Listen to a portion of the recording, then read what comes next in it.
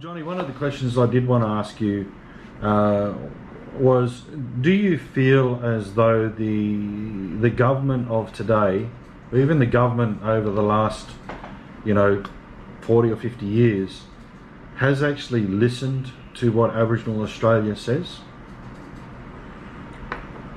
It's a government,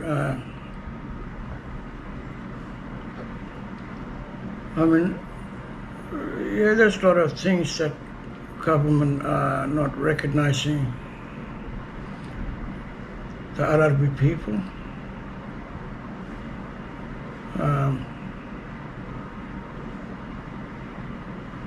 But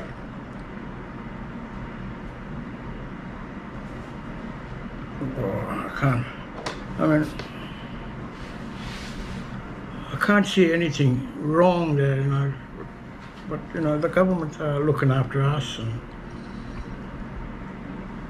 but some of the people that we vote for is not coming back to the community and asking us, what we need or the community needs. And once we vote for those people, and they just go for good, they forget about us. They don't come back and see what we need, So this is where we sometimes be careful on voting. Be careful to vote a good person that can come back and look at the community, ask us what we need, the needs of the community. So, yeah. Otherwise, the government are doing very well and good on looking after us. Well, I think the government has its difficulties in really understanding Aboriginal Australia, in my view, and it'd be interesting to hear what you say, but in my view I feel as though mainstream society and the government, they think Aboriginal people are all the same. They don't treat Aboriginal people as different countries, different cultures, different countries, just the same as Europe has different countries. They all have the same skin colour, but they all speak different languages. Australia is exactly the same when it comes to Indigenous people. You might have the same colour, but you're all different languages, different tribes, different belief systems. That's right, yes. And I think the government throws everybody into one box, and I think that is where we have, as a nation, have gone wrong.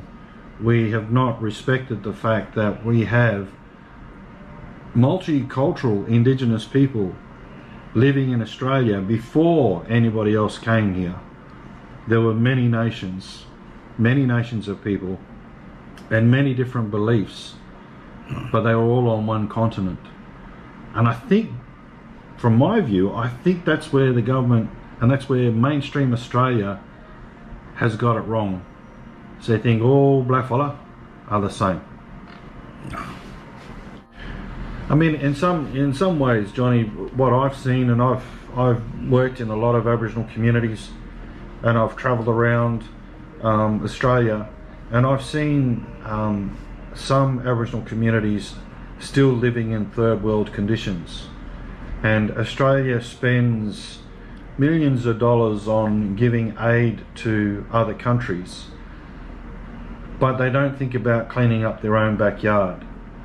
And in a classic example that I remember is a community in the Northern Territory where they have housing all over the community, and right next to one of the Aboriginal organisations are tin shack Humpies that were built 60 years ago, and there are still old people still living in them that have no concrete floors, still a dirt floor, and they're living basically a stone's throw away from an Aboriginal organisation that makes millions of dollars. And the government knows about it. They've known about it, they've seen it, they've taken photographs, but nothing has ever happened. And I see a lot of talk from the government about what they're going to do for Aboriginal people, and I think there's two sides to the coin as well. I mean, there are people who say, why should taxpayers, Australian taxpayers, pay for Aboriginal housing, and why should they pay for the welfare system and all that sort of stuff? I say you throw it back at the government and say, well, the government are the ones who created that system in the first place, and from that system it's what has been created is this reliance on the government and welfare. Whereas if the government had treated Aboriginal people properly the first time back in the 40s, 30s and the 40s, and instead of paying them with tins of flour and tins of sugar, and actually were paying them proper and building the nation instead of pulling away from the nation, things may be different today.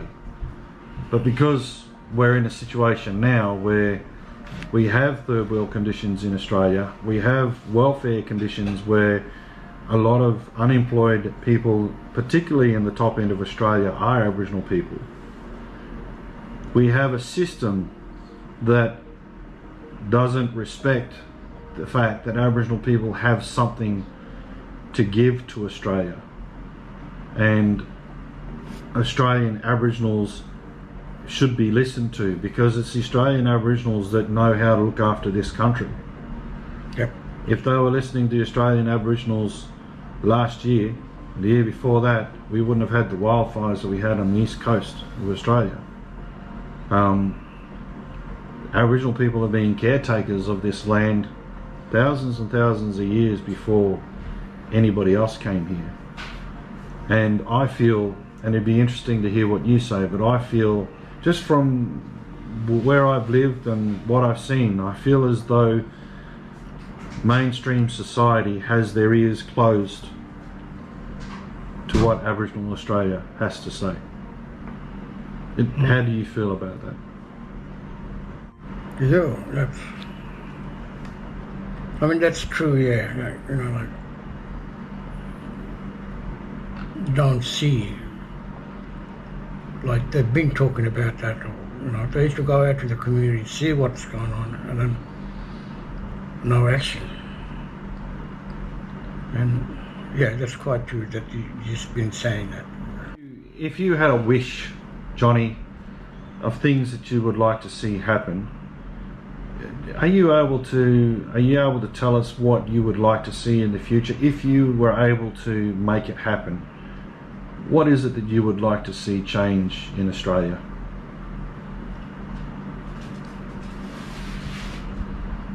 With my people? Yes. Yeah, I'd like to see a lot of the future generation,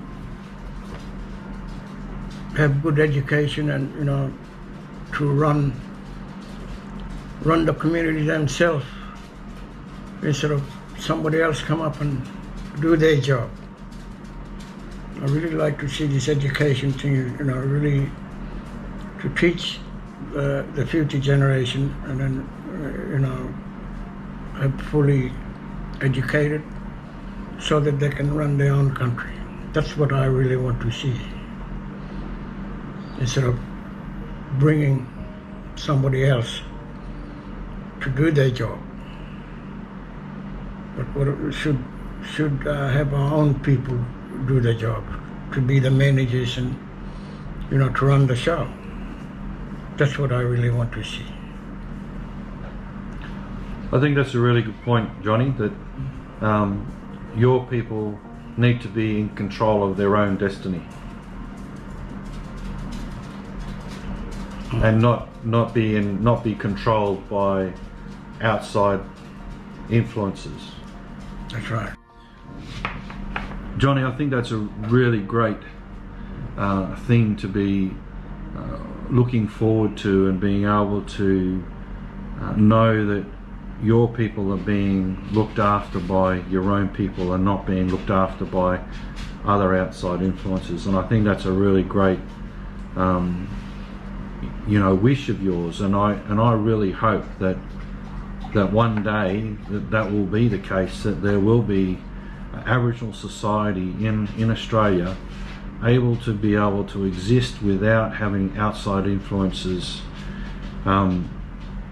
So I guess where I wanted to go with that is that even though there's mainstream influence that has actually come into Aboriginal life, Aboriginal culture, what I'm hearing from you, and correct me if I'm wrong, but I think what I'm hearing from you is that it is what it is. It has happened. Whitefella has come. Whitefella is here to stay. Whitefella's never going to go. Mainstream society is here to stay. And Aboriginal culture and Aboriginal people need to find a way to work around or work through or work with the mainstream society that we have to be able to build on where they actually are now. And if Aboriginal Australia is able to do that, then I think your wish, what you would like to see, will happen. I think where it will fall apart is if Aboriginal society says, no, we're not going to have anything to do with it, because they're not going to have those supports to be able to build that that community, because it is what it is today. It's been here for more than 200 years. You can't get rid of something that's been here for 200 years, just as much as you can't get rid of your culture that's been around for thousands and thousands of years. But somewhere in the middle there has to be some kind of mesh, some kind of meeting in the middle, which is exactly the same as what we were talking about earlier with the Gulpal and the Maung coming together and working together to create something new. I don't believe that Aboriginal culture needs to change to be able to create something new. But I do think Aboriginal society needs to be respected by Australians, by white Australian, by mainstream Australia, and understand that Aboriginal culture and Aboriginal identity is intertwined and is very important when it comes to their songlines, when it comes to the dream time, when it comes to their ceremony and their culture. And we should not be doing anything to try and break that or destroy that. Would you, I mean, I talked a lot there, but would you agree that, or disagree, that the two societies have to work together? Yes, I agree on that one, Nathan, because at the moment now, the people not ready. We need the white society to be there to help Yolngu people, Arabic people. Yes, I agree on that one. Can't, I mean, if we tell them to get away from here, the place will run down.